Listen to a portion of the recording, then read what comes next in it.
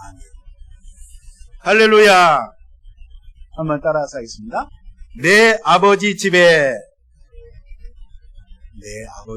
이런 제목으로 누가복음 2장 46절로 49절 말씀 공부해서 함께 은혜를 나누고자 합니다. 성경 66권 가운데 예수님께서 이제 베들레헴에서 태어나셨잖아요. 근데 예수님의 어린 시절을 기록한 내용이 없습니다. 없는데 과연 예수님은 어린 시절에, 아동 시절에, 청소년 시절에 어떻게 지내셨을까? 여러분도 참 궁금하시죠? 궁금하실 거예요. 근데 오늘 여기 누가복음 2장에 유일하게 예수님께서 12살 되셨을 때에 한 사건을 기록을 해놓고 있습니다. 예수님께서 12살이면 지금 우리 초등학교 5학년 정도 되겠죠. 예수님께서 어머니 마리아와 요셉을 따라서 이스라엘 유대 명절 6월절이 되었을 때에 나사렛에서 출발해가지고 저 예루살렘, 성전이 있는 예루살렘에 이렇게 방문한 그 사건이 오늘 기록되어 있는데요. 그 부모가 예수님을 잃어버린 미아 사건이 지금 누가를 통해서 기록을 하고 있습니다. 예수님 12세, 12살 그 나이 때, 여러분 12살 때 어떻게 지내셨나요? 어떻게 노셨나요? 저는 기억하기를, 가을에는 연 날리고, 팽이 치고, 딱지치기 하고, 겨울에는 썰매 타고, 그런 것이 생각이 납니다. 술래잡기, 다방구하고, 공부하는 것보다는 노는 것을 너무 좋아했던 그런 시절인데, 예수님에 대한 기록은 딱 여기 누가복음 2장에만 지금 자세하게 기록하고 다른 데는 나오지 않아요. 딱 한 번 나옵니다. 여러분, 유대인이라는 단어를 떠올릴 때 생각나는 느낌, 단어가 무엇이죠? 유대인들. 유대인들은 세계적으로 똑똑하고 재능이 많고 굉장히 유능하고 전 세계적으로 노벨상을 탄 사람들의 3분의 1이 유대인일 정도로 굉장히 탁월한 각 분야의 철학이라든지 미술이라든지 음악이라든지 의학이라든지 과학이라든지 뭘 발명을 해도 발명가 이름을 딱 보면 유대인. 영화 감독 유명한 사람 딱 되면 유대인이에요. 유대인들은 참 대단하죠. 도대체 그들의 부모가 어떻게 교육을 시켰길래, 어려서부터 어떤 교육을 했길래 저렇게 대단한 인물들이 될까? 세계적으로 사람들이 각 나라마다 연구를 많이 하잖아요. 유대인들의 자녀 교육법에 대해서 많은 책이 나와 있고 토론도 많이 하고 하는데, 그 유대인의 자녀 교육의 핵심은 다른 거 없습니다. 딱 하나예요. 아주 어렸을 때부터, 태어나기 전에 어머니 뱃속에 있을 때부터 어머니가 태교할 때도 하나님의 말씀으로 태교를 합니다. 잠언의 말씀, 시편의 말씀, 전도서의 말씀을 어머니가 성경을 읽어주는 거예요. 그러니까 태어나기 전부터 뱃속에서부터 하나님의 말씀을 듣고 자라고, 이 세상에 응애하고 태어나서 어려서부터 하나님의 말씀, 토라의 말씀을 가까이 하다 보니까 똑똑 안 할래야 안 할 수도 없는 거예요. 그렇죠? 그래서 유대인들은 어렸을 때 꼬맹이들 이렇게 보면 6살이 딱 되잖아요. 그러면 쉐마를 암송시킵니다. 쉐마. 따라서 하겠습니다. 쉐마. 들어라, 이런 뜻을 가지고 있는데 신명기 6장 4절 이하에 이 쉐마의 말씀을 암송하게 합니다. 히브리어로. 우리 하나님 야훼는 오직 유일한 야훼이시니 너는 마음을 다하고 뜻을 다하고 힘을 다하여 내 하나님 야훼를 사랑하라. 이 말씀, 쉐마의 말씀이 가장 기본이에요. 그래서 이 말씀을 6살 때부터 암송하게 하고 다른 성경 구절을 이제 암송하면서 교육을 받습니다. 집에서부터, 가정에서부터 어머니, 아버지가 하나님의 말씀으로 교육을 합니다. 그래서 조그만 쪽지에다가 파피루스나 양피지 같은 이런 종이에다가 성경을 기록을 해가지고 그걸 둘둘 말아요. 이 조그만 이런 함에다가 집어넣고 그거를 수시로 꺼내서 말씀을 읽고 낭독하고 암송을 하는 거예요. 그러니까 하나님의 말씀을 늘 가까이 하죠. 이제 10살이 되면 율법을 해석한 미시나를 이제 공부하게 됩니다. 그것을 끊임없이 읽게 하고 또 많은 사람들 앞에서 낭독을 하게 하고 그걸 철저하게 공부를 해요. 그리고 12살이 되면은 기본적으로 율법의 말씀인 토라, 모세 오경, 창세기, 출애굽기, 레위기, 민수기, 신명기 이 토라의 말씀을 통째로 암송하게 합니다. 12살 때입니다. 10살 이 기간에 이제 암송을 하게 되는데 여러분 이 말씀이 머릿속에 마음속에 들어가기 시작하면 성령께서 역사하심으로 말미암아 아무리 그 IQ가 안 좋다 한들 좋아질 수밖에 없는 거예요. 할렐루야. 그래서 저와 여러분들, 특별히 우리 권사님들, 이제 자식들은 다 컸지만 손자, 손녀들 교육할 때 반드시 세상 어떤 책을 펼치기 전에 먼저 하나님의 말씀을 통해서 교육을 하면 머리가 무지무지 좋아진다는 사실 잊지 마시고 꼭 그렇게 자녀 교육을 하시기를 예수의 이름으로 축원드립니다. 그래서 예수님께서도 아마 이런 과정을 거치셨을 것인데 예수님께서 이렇게 베들레헴에서 이제 태어나셔서 갈릴리 나사렛 동네에서 이렇게 성장하시게 되었잖아요. 학교를 다녔다는 기록은 없지만 그 나사렛 그 지역에도 회당이 있었기 때문에 회당 중심으로 회당 학교에서 아마 말씀을 접하지 않았을까라는 생각을 해보긴 하는데요. 그런데 우리 예수님은 세상적인 교육을 통해서 그분이 하나님의 아들이 된 것이 아니라 그분은 처음부터 하늘에서 오신 분인 줄로 믿습니다. 그래서 오늘 이 유대인들, 이 어린 아이들이 가정에서부터 부모를 통해서 이제 말씀 교육을 받게 되는데 오늘 여기 본문 말씀에 보니까 예수님 12살 된 어린 나이의 예수님이 부모를 따라서 지금 예루살렘에 가는데요. 그 신명기 16장 16절에 보면 이렇게 기록을 하고 있습니다. 너희 가운데 모든 남자는 1년에 3번 곧 무교절과 칠칠절과 초막절에 내 하나님 야훼께서 택하신 곳에서 야훼를 배웁되 모든 이스라엘 유대인 남자는 1년에 3번 언제요?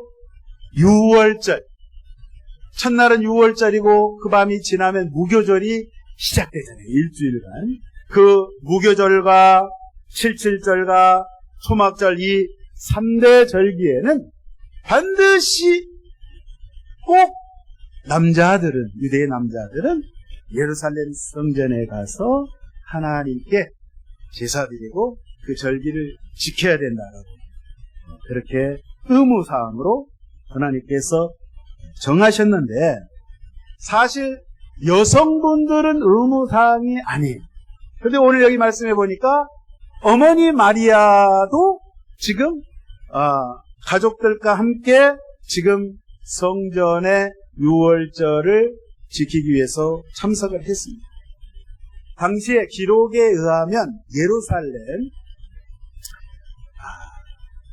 주변 외곽까지 하면 한 20만 정도가 성전에 들어갈 수 있는 수용 인구가 21만 정도 되니까 대략 한 20만 잡고 또 해외 디아스포라 유대인들이 전 세계 유대인들이 흩어져 있는데 이 사람들이 이 6월절을 지키기 위해서 어떤 사람은 로마에서 어떤 사람은 아라비아에서 어떤 사람은 애굽에서 시리아에서 각 나라 각 지역에서 전국에서 전 지역에서 모여듭니다. 그러면 기본적으로 100만에서 200만 엄청난 수입니다. 예루살렘에 100만에서 200만이 콩나물 시루가 되는 거예요. 콩나물 시루가 되는데 그래서 막 짐승들까지 희생의 제사를 지내는 소, 양, 염소 이런 짐승들까지 여러분 생각을 하면 얼마나 복잡하고 번잡하겠어요. 이런 상황을 한번 생각을 해보시고 오늘 말씀을 한번 살펴볼 텐데 자, 부모님을 따라서 지금 예수님께서 이 예루살렘에 가셨는데 나사렛 지금 뭐 각 지역에서 출발했을 거예요. 사마리아 지역에서도 출발하고 저 북부 갈릴리 특별히 예수님 나사렛에서 친족들과 함께 무리를 지어가지고 지금 예루살렘을 향해서 갔습니다. 그래서 오늘 여기 기록에 보니까 앞부분에 보면 예수님의 가족들이 지금 6월절 명절을 보통 이제 7일간, 일주일간 명절을 지내는데요. 기본적으로 처음 이틀은 며칠이요? 이틀은 반드시 성전 안에 있어야 돼요. 그래서 이틀은 필수고 3일째 되는 날은 자율적으로 자기 고향으로 돌아갈 수 있도록 그렇게 규정을 정하고 있는데 처음 이틀은요. 첫 번째 뭘 지켜야 되냐면 6월절 음식을 먹어야 됩니다. 두 번째는 6월절에 드리는 제물을 반드시 하나님 앞에 제사로 드리고 세 번째는 보리를 수확했을 때 제일 처음 수확한 그 보리를 제일 처음에 빻은 그 보리 가루를 흔들어서 하나님 앞에 요제로 드려야 돼요. 그래서 이틀은 다른 데 가면 안 되고 성전에 반드시 이틀은 지켜야 돼요. 그 3일째 되는 날부터는 이제 자기 고향으로 돌아갈 수 있는데 아마 예수님의 가족도 3일째부터는 돌아가는 걸 기록은 없지만 3일째 됐을 때부터 움직이지 않았을까. 여러분 일주일간 그 많은 사람들이 예루살렘에 모여서 타 지역에 있는 사람들이 와서 일주일간을 지낸다는 건요, 경비도 많이 들고 마땅히 어디 거주할 데가 없어서 외곽 지역까지 천막을 치고 이 절기를 지키기 위해서 지금 운집해 있는데 아마 3일째 되는 날 이제 예루살렘을 떠나서 고향인 저 북부 지역인 지금 나사렛 동네로 갑니다. 가는데 문제가 생겼어요. 어머니 마리아와 요셉과 지금 친족들이 함께 무리를 지어서 가는데 하룻길을 가는 동안에 예수님이 함께 동행하고 있다는 것을 모르고 그냥 마리아는 육신 아버지인 그 요셉, 그러니까 남자들은 남자들끼리 여성들은 여성들끼리 아마 저쪽에 있겠니 예수님 아이 예수님이 그쪽에 같이 있겠거니 그렇게 아마 생각을 했었던 것 같아요. 그래서 하룻길을 가는 동안 까마득하게 모르고 있다가 예수님이 안 계신 거예요. 아무리 찾아도 없는 거예요. 동네 사람들한테 다 물어봐도 없는 거예요.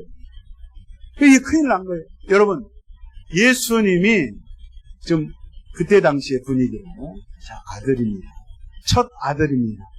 그것도 하나님의 아들이시. 이거 큰일 난 거예요. 그래서 깜짝 놀래가지고 그제서야 정신이 번쩍 들어서 안 되겠다.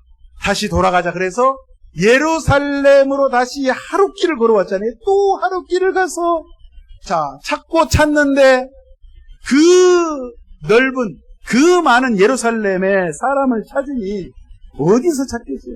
그러니까 하루 종일 예루살렘 시내를 뒤져도 찾을 수 없다가 오늘 말씀해 보니까 46절에 사흘 후에 3일 뒤에 성전에서 만난즉, 계산적으로 보면 예루살렘 성전에서 이틀 3일을 잡고 예루살렘을 떠나서 이제 고향으로 갈 때에 하룻길, 돌아와서 하룻길, 또 하루를 예수님 찾느니라고 시간을 보냈으니 기본적으로 5일에서 6일은 예수님께서 예루살렘에 계셨는 거예요. 계산상으로. 자, 오늘 여기 말씀해 보니까 예루살렘 성전 안에서 예수님을 지금 발견했습니다. 46절, 그가 선생들 중에 앉으사 그들에게 듣기도 하시며 묻기도 하시니 듣는 자가 다 그 지혜와 대답을 놀랍게 여기더라. 자, 예루살렘 성전이 얼마나 큽니까? 사이즈가 14만 제곱미터. 감이 안 오죠? 축구장 20배, 축구 경기장 20배. 엄청납니다.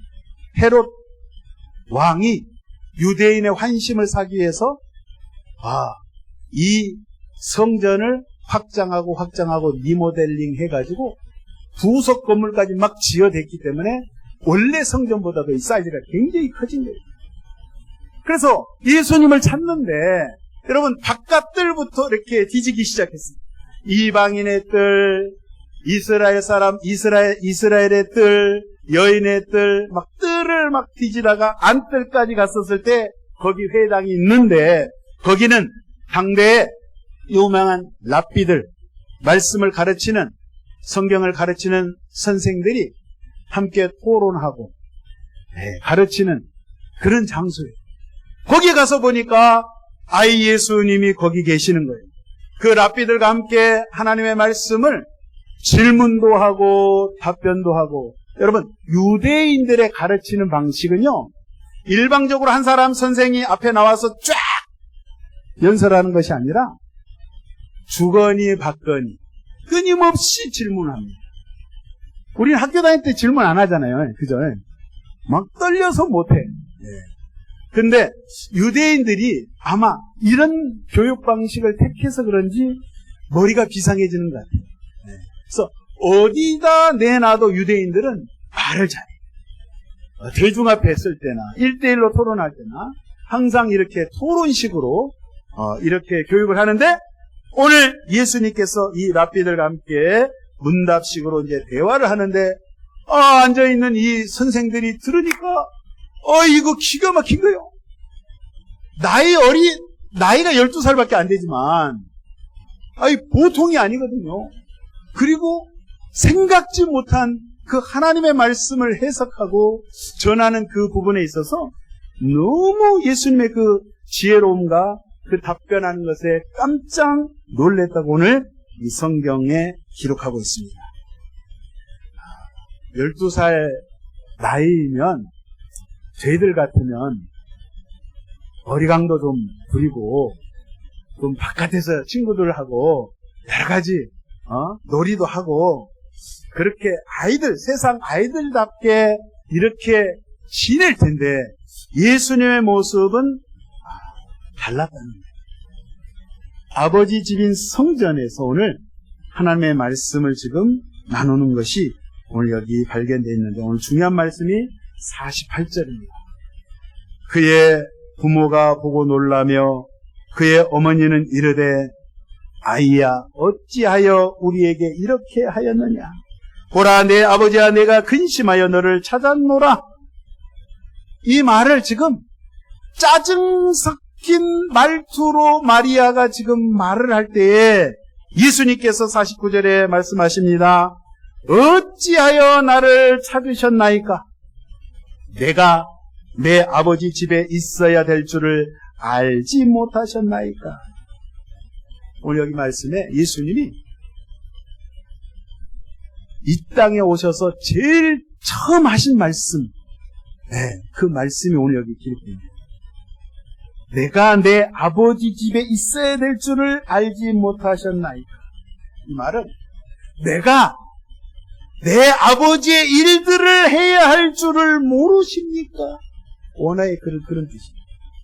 내가 하나님의 아들로서 하늘에서 아버지가 보낸 아들로서 당연히 나는 아버지 집에, 내 아버지 집에 아버지의 일을, 아버지의 말씀을 전하는 일을 하는 것이 당연하지 않겠습니까? 이 아버지 이야기를 딱 합니다. 자, 요셉은 자신이 알아요. 내가 그의 아버지가 아니라는 걸 알아. 마리아도 알아. 그렇죠? 예수님은 온 우주 만물을 창조하신 그 창조주, 그 하나님이 아버지가 되심을 예수님께서 오늘 말씀하고 계십니다. 그래서 이러한 놀라운 말씀을 하실 때 예수님은 어린 나이셨지만 이때부터 하나님의 아들로서 구세주로서 메시아로서 하나님의 일을 시작하지 않았나, 이렇게 우리가 볼 수도 있습니다. 그러니까 어머니 마리아와 요셉이 예수님을 3일 동안 지금 잃어버렸다가 오늘 이 성전에서 예수님을 발견하고 만나게 된 이 내용은요, 누가는, 오늘 성경을 기록한 이 누가는 유독히 예수님의 인성에 대해서, 예수님이 그분이 신성을 가진 하나님의 아들로서 육체를 입고 이 땅에 오신 그 예수님에 대해서 설명을 함에 있어서, 여러분 이 숫자가 굉장히 중요합니다. 성경에 3일 만에, 며칠 만에요? 3일 만에 예수님이 어디에서 발견되었어요? 성전에서. 하나님께 예배드리고 하나님께 제사드리는 예루살렘 성전에서 발견되었다는 사실은, 그것도 다른 기간이 아니라 6월절 날, 6월절에 예수님께서 성전에 계신다는 의미는 예수님은 어린 양이 되셔서 6월절 날 저와 여러분의 죄를 대신 짊어지시는 희생양으로서, 어린 양으로서 예수님이 거기에 계셨고, 그 3일이 지난 다음에 저와 여러분들을 살리시기 위해서 6월절 지난 다음에 예수님이 십자가에 달리셔서 그 어린 양 대신 예수님이 물과 피를 쏟으시고 저와 여러분의 죄를 사시기 위하여 대신 죽어주셨다는 이 사실 앞에 그분이 희생의 제물이 되었고, 그분 자체가, 우리 예수님이 대제사장이 되어주셔서 저와 여러분의 죽을 수밖에 없는 인생길을 영원한 생명의 길로 인도하신 좋으신 주님이라는 것을 예표하고 있다 이 말이에요. 단지 예수님이 부모로부터, 육신의 부모로부터 떨어져서 미아가 돼서 부모가 찾아서 발견한 그 내용이 아니라 오늘 3일 만에 예수님을 발견했다는 것. 마지막 6월절 그날 밤에 주님께서 저와 여러분들을 기억하시고 살과 피를 상징하는 떡과 포도주를 제자들에게 먹이시면서 저와 여러분들 살리는 그 길, 십자가의 엄청난 그 고난의 길, 무서운 길을 예수님께서 가셨는데, 이 3일 만에 죽으시고 3일 만에 우리 주님께서 다시 부활할 주가 되어 주셨다는 이 사실을 여러분 잊지 마시기를 예수 이름으로 축원드리겠습니다. 주님이 어디 계셨냐면 오늘 여기 보니까 아버지의 집 성전에 계시다는 사실. 여러분 히브리서 말씀에 보면 우리 주님이 어디 계시냐면 지금 하늘 성전에 계신다고 기록하고 있습니다. 어디예요? 하늘 성전, 바로 지성전의 지성소에 계시다 이 말이에요.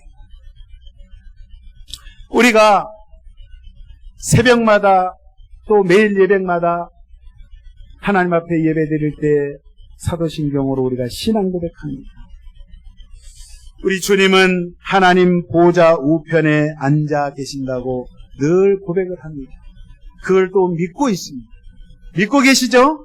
예. 여러분, 이 성경에서 오른편, 우편이라는 거는 여러분 이렇게 생각하시면 돼요. 꼭 오른쪽을 말하고 왼쪽을 말하는 게 아니에요, 성경에서는. 유대인들의 그 오른쪽의 개념은 하나님의 권능을 나타내는 거예요. 뭘 나타낸다고요? 하나님의 능력, 파워, 권능. 그러면 왼쪽은 능력이 없냐? 그 개념이 아니라 유대인들의 관념상 성경에서 오른쪽 우편에 계신다는 하나님의 권능의 권자에 계신다는 것을 말씀하고 계시는데, 하나님께서 그 지성소에 계시면서 예수님께서 저와 여러분을 위해서 지금 이 순간에도 중보하고 계신다는 사실. 할렐루야. 여러분, 구약시대 때의 제사장을 한번 보도록 하겠습니다. 제사장들은요, 백성들이 죄를 짓고 그 죄를 사하기 위해서 각자 그 죄에 맞게 짐승을 가지고 옵니다.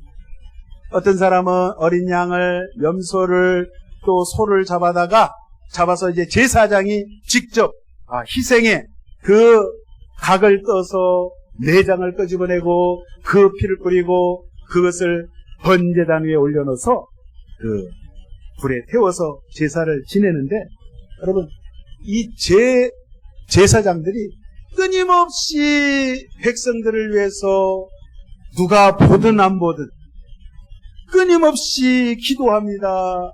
중보합니다. 하나님 아버지여, 이 백성들의 죄를 용서하여 주시옵소서.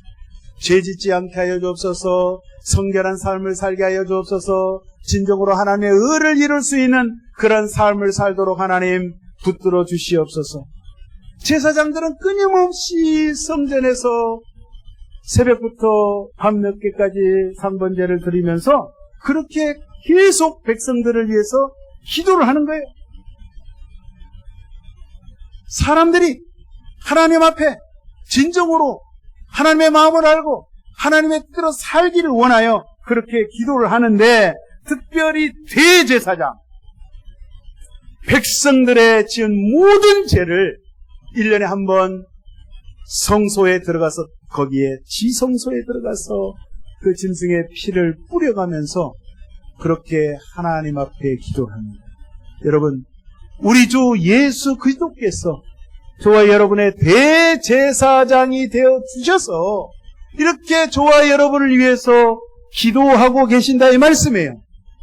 그러면 저 하늘 성전인 지성소에서 주님이 그렇게 저와 여러분을 위해서 기도하고 성령을 통해서 오늘날 이 땅의 성전이 어디예요? 땅의 성전? 어디입니까? 땅의 성전은 저와 여러분이에요. 저와 여러분을, 우리의 몸을 주님께서 성전 삼고 계시기 때문에 우리의 몸에 성령께서, 주님께서, 예수의 영인 성령께서 저와 여러분이 의로운 사람으로, 성결된 사람으로 살아가기를 끊임없이 말할 수 없는 탄식 가운데 저와 여러분을 위해서 주님께서 오늘도 이 시간도 24시간 기도하고 계신다는 사실. 그래서 여러분, 오늘 이 성전에서 예수님, 잃어버린 예수님을 발견했는데, 그분은 저와 여러분을 위해서 태어나셔서, 아니 태어나시기 이전부터 말씀되신 그 호로고스 예수님, 그분이 저와 여러분을 살리시기 위해서 육체를 입고 이 땅에 오신 것을 이 누가가 기록하고 있는데, 여러분, 예수님은 이 땅에 그 누구보다도 저와 여러분의 형편과 처지를 너무너무 잘 알고 계셔요. 왜요? 예수님은 육체를 입고 오셨기 때문에. 예수님도 식사를 하시지 않으면 배고픔을 느꼈고, 예수님도 마시지 아니하면 목마름 갈증을 느꼈고, 예수님께서 그렇게 절친이었던 나사로가 죽었을 때에, 그 무덤가에 갔었을 때 예수님께서 통곡을 하고 눈물을 흘리시면서 우셨다고 성경은 기록을 하고 있습니다. 예수님이 채찍에 맞고 십자가에 두 손과 두 발목에 대못이 박혀서 피를 흘려 고통 가운데 있을 때 예수님 역시 사람이기 때문에 그 고통을 느껴서 절규하면서 내가 너희들을 사랑한다. 내가 너희들을 사랑하기 때문에 내가 끝까지 참고 인내하노라, 견디노라. 예수님이 그렇게 하신 거예요.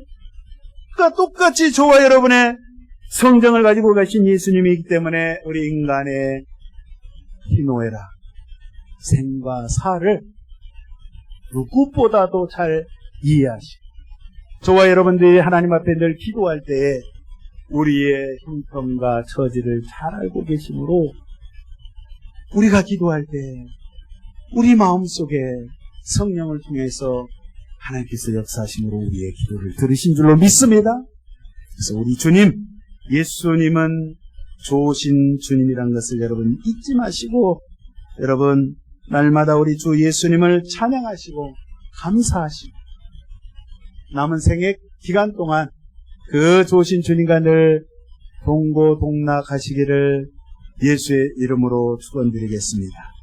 그래서 이 좋으신 주님이 오늘날에는 하나님의 말씀을 통해서 성령으로 우리가 늘 교제하기를 원하십니다.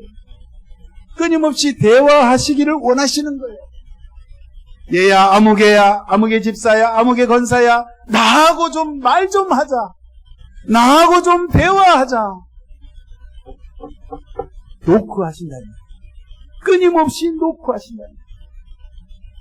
예수님과 더불어 먹고 마시고, 할렐루야, 그러한 삶을 사시기를, 이 한 주간도 그렇게 사시기를 예수의 이름으로 축원드립니다. 그래서 다른 것은 다 몰라도, 다른 것은 내가 다 놓친다 할지라도 우리 예수님의 귀한 생명의 말씀 붙잡고 예수님의 손목을 꼭 부여잡고 주님과 쭉 걸어가시기를, 변함없이 쭉 걸어가시기를 예수의 이름으로 축원드리겠습니다. 기도합니다. 사랑의 주님 감사합니다. 하나님, 예수님을 통해서 우리에게 영생을 허락하여 주시고, 아버지여, 그 십자가의 사랑을 통하여 하나님을 알게 하시고, 하나님이 어떤 분이시란 것을 오늘도 이 말씀을 통하여서 내 아버지 집에, 그 아버지 집에 저희들 또한 거하는 삶을 살길 원하오니 주님이여, 매 삶 가운데 성령을 통하여 저희들을 붙들어 주시옵소서. 승리하는 자가 되게 하여 주옵소서. 육신의 정욕을 이기게 하여 주옵소서. 원수 마귀를 이기게 하여 주시고, 항상 어느 곳에 있든지 주님을 자랑하고 주님을 증거하고 주님을 소개하고 주님을 드러내는 그러한 삶이 될 수 있도록 인도하여 주시옵소서. 우리 하나님이 그렇게 함께 하심을 믿어 예수의 이름으로 감사하며 기도하옵나이다. 아멘. 우리 말씀 생각하시면서 하나님 아버지, 날마다 우리 좋으신 주님과 동행하길 원합니다. 주여 붙잡아 주시옵소서. 날마다 성령 충만, 말씀 충만, 그리스도의 십자가의 사랑으로 충만한 저희들 되게 하여 주옵소서. 주여 삼창하고 통성으로 기도하겠습니다. 주여, 주여, 주여. 오 할렐루야. 살아계신 아버지 은혜와 사랑을 감사합니다. 많고 많은 사람들 중에 하나님 저희들을 사랑하여 주시고, 오늘도 아버지 이 시간 이곳에 있기까지 아버지 하나 우리를 그리스도의 참사랑으로 인도해 주심을 감사합니다. 깨있기 원합니다. 주의 말씀을 통하여 깨있는 삶을 살기 원합니다. 주여 붙들어 주시옵소서. 성령 하나님 우리를 만져주옵소서. 성령 하나님 보혜사로 우리를 붙잡아 주시옵소서. 아버지 하나님, 나는 예수 없이는 살 수 없음을, 나는 예수 그리스도의 귀한 말씀을 붙잡아 아버지 오늘도 내일도 날마다 승리하며 나가길 원합니다. 주여 붙들어 주시옵소서. 어느 곳에 있든지 주님을 높이는 자 되게 하여 주옵소서. 주를 예배하는 자가 되게 하여 주시옵소서. 항상 하나님 어느 곳에 있든지 어느 형편에 처하든지 아버지 하나님 감사의 삶이 넘쳐나게 하여 주옵소서. 진정으로 하나님 우리 마음속 깊이 주님을 감사하며 주 앞에 영광 돌리는 삶을 살기 원합니다. 주여 도와주시옵소서. 성령 하나님의 역사